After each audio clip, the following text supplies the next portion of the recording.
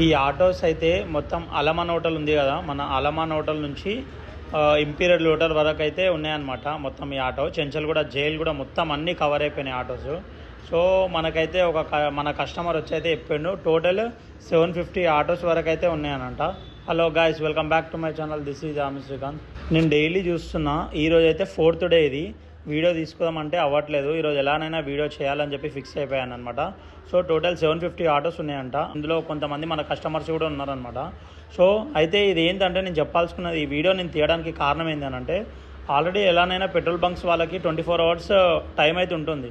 So వీళ్ళు ఏదైతే ఈ గ్యాస్ ఏవైతే ఉందో నైట్ టైంలో ఫుల్ చేసుకున్నారనుకోండి, మార్నింగ్ వీళ్ళు వర్క్కి వెళ్ళిపోవచ్చు అనమాట. కాకపోతే వీళ్ళకి ఆలోచన ఉందో లేదో అర్థం అవ్వట్లేదు.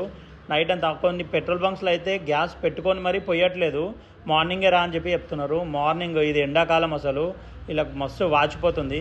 అసలైంది రీజన్ ఏంటంటే ఇంకోటి, చాలామంది ఇప్పుడు చెత్తలంజోడుకులు ఎట్లా చేసారంటే ఆటోలో కొంచెం కారాబర్ ఉందని చెప్పి ప్రతి చెత్తనా కొడుకు ఆటోలోనే దూరిపోతుండు. దాని దిక్కే జనాభా అయితే పెరిగిపోయిందనమాట.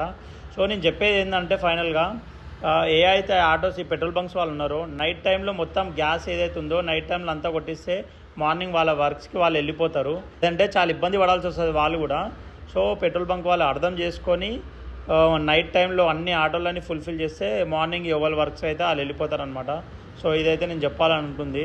ఎందుకంటే పైగా ఎండలు అంటే చాలా ఉన్నాయి కదా, ఎండలకు వాచిపోతుంది ఎక్కడోళ్ళకి అక్కడ. తిండి ఉండదు, వాటర్ ఉండదు, మళ్ళీ ఆటోలో కూర్చుదామన్నా ఫుల్ ఎండ కొడుతుంది. చూడండి ఆటోలు మొత్తం మన చెంచల్ కూడా గేట్ దగ్గర కూడా కొంచెం గేట్కి గ్యాప్ ఇచ్చి మొత్తం కవర్ అయిపోయినాయి. చూడండి ఇది మొత్తం ఏదైతుందో చెంచల్ కూడా జైలు దగ్గరనే అనమాట. సో ఇదనమాట.